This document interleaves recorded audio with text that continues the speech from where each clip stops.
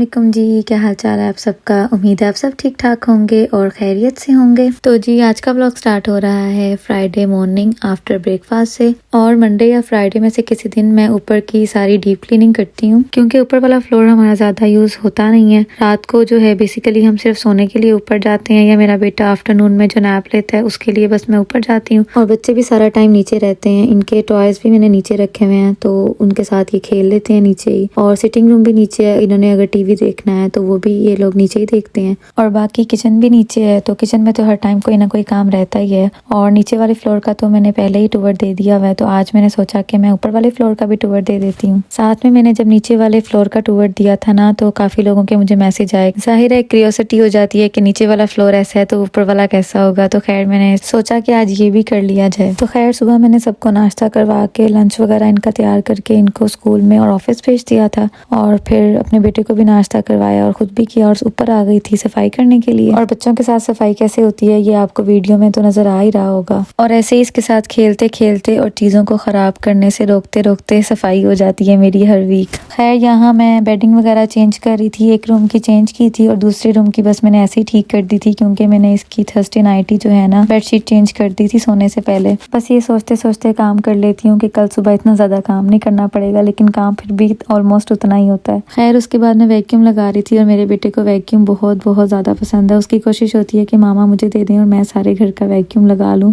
तो मैं उसको देती भी हूँ, लेकिन ज़्यादा टाइम के लिए नहीं, क्योंकि फिर मुझे बहुत लेट हो जाता है। खैर आप यहाँ धूप चेक करें, कितनी अच्छी धूप निकली हुई थी। और यहाँ यूके में तो ये दिन बहुत रेयर होते हैं जब इतनी अच्छी धूप निकली हुई हो। खैर मुझसे कुछ लोगों ने पूछा था कि यूके का हेल्थ केयर सिस्टम कैसा है, तो जो मेरा एक्सपीरियंस रहा है उसके मुताबिक तो बिल्कुल ही गया गुजरा सिस्टम है यहाँ का ऑनेस्टली। लेकिन जो बहुत ज़्यादा इमरजेंसी केसेस होते हैं उनको ये सीरियस लेते हैं। तो मैं आपको बताती हूँ मेरे साथ हुआ क्या था। तो मेरे ना शोल्डर और आर्म पिट के ना अराउंड द एरिया में ना पेन था। दिन के टाइम तो काम करते हुए ज़्यादा फील नहीं होता था, लेकिन जब सोती थी ना तो मुझे ना काफ़ी ज़्यादा ना पेन होती थी, स्पेशली करवट लेते टाइम। तो मैंने जो है ना मेडिकल सेंटर कॉल किया कि मैं अपनी जो है ना फैमिली डॉक्टर से अपॉइंटमेंट ले लेती हूँ। लेकिन रिसेप्शनिस्ट ने मुझसे सारा पूछा और उसने मुझे कहा कि ना आप ना इमरजेंसी चली जाएँ। तो मैंने उसे कहा भी कि अभी इतना ज़्यादा स्वेयर नहीं है कि मैं इमरजेंसी चली जाऊँ, तो आप ऐसा करें मुझे मेरी डॉक्टर के साथ ही अपॉइंटमेंट दे दें। लेकिन खैर उसने कहा कि अगर ऐसे केसेस होना तो फिर हम इमरजेंसी रेफर करते हैं। तो फिर शाम का टाइम हुआ और मैं चली गई इमरजेंसी।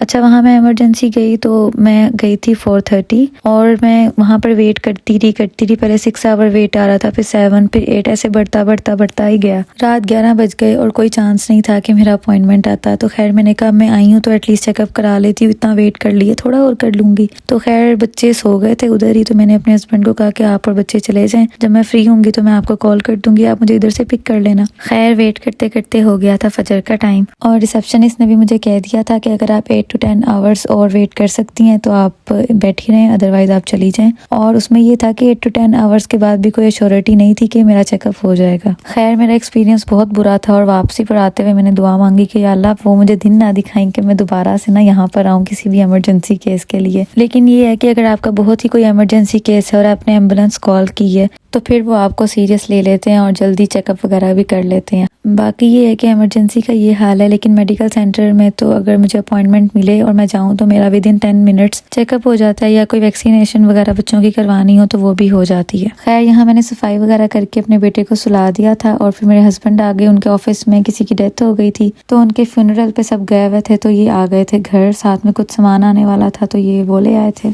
तो मैंने अभी खाना नहीं बनाया हुआ था और स्नैकिंग वाली भूख भी लगी हुई थी उनको, तो फिर मैंने फ्राइज बना दिए और वो दे दिए, और साथ साथ सारा ग्रोसरी का सामान भी सारा कुछ समेटा। और एक और चीज़ जो मुझसे बहुत ज़्यादा पूछी गई है कि यहाँ पर बच्चों को सर्दी से कैसे बचाया जाए। तो हमारा तो खुद यहाँ फर्स्ट विंटर है, तो हम खुद सब कुछ फर्स्ट टाइम एक्सपीरियंस कर रहे हैं, लेकिन कुछ चीज़ें हैं जो मुझे काफ़ी हेल्प आउट करती हैं बच्चों को जो है ना सर्दी से बचाने के लिए। तो उसमें सबसे पहले आ जाता है शहद। आप सबको पता ही होगा शहद जो है ना गले के लिए कितना अच्छा होता है। तो मैं सुबह बच्चों को ल्यूक वार्म वाटर में ना हनी मिक्स करके देती हूँ, और माशाल्लाह मेरे बच्चे बहुत शौक से ये पी लेते हैं। तो इस वजह से मैं हनी ना कभी ख़त्म नहीं होने देती, स्पेशली विंटर में। और रात को सोने से पहले भी बच्चों के दूध में हनी तो डलता ही है। और शहद तो हमारे प्यारे नबी हज़रत मोहम्मद सल्लल्लाहु अलैहि वसल्लम का भी पसंदीदा था। तो खैर ये तो हर विंटर में रूटीन होती है कि सुबह इनको शहद पानी देना है, और रात को तो मैं गर्मियों में भी अक्सर दूध में शहद डाल के दे देती होती हूँ। और दूसरी चीज़ जो मैं हर विंटर में करती हूँ वो ये होती है कि मैं इनके बेली बटन और और ना पाँव के नीचे तेल लगाती हूँ। मैं जब भी इनको शावर देती हूँ या पैम्पर वगैरह चेंज करती हूँ तो मैं इनको तेल वगैरह ज़रूर लगा देती हूँ। उससे ये है कि ड्राइनेस नहीं होती है बच्चे को, क्योंकि विंटर वैसे ही इतना ड्राई मौसम होता है तो बच्चों को बहुत जल्दी ड्राइनेस हो जाती है। तो ये काफ़ी ज़्यादा ना हाइड्रेट रखता है बच्चों की बॉडी को। और तीसरी चीज़ है हाफ बॉयल एग, वो भी मैं विंटर में ऑन एंड ऑफ देती रहती हूँ, क्योंकि मेरा एक्सपीरियंस ना हाफ बॉयल एग के साथ बहुत अच्छा रहा है। क्योंकि समटाइम्स ऐसा होता है कि वो काम सिरप नहीं कर रहा होता जो काम हाफ बॉयल एग कर देता है। वाकई में विद इन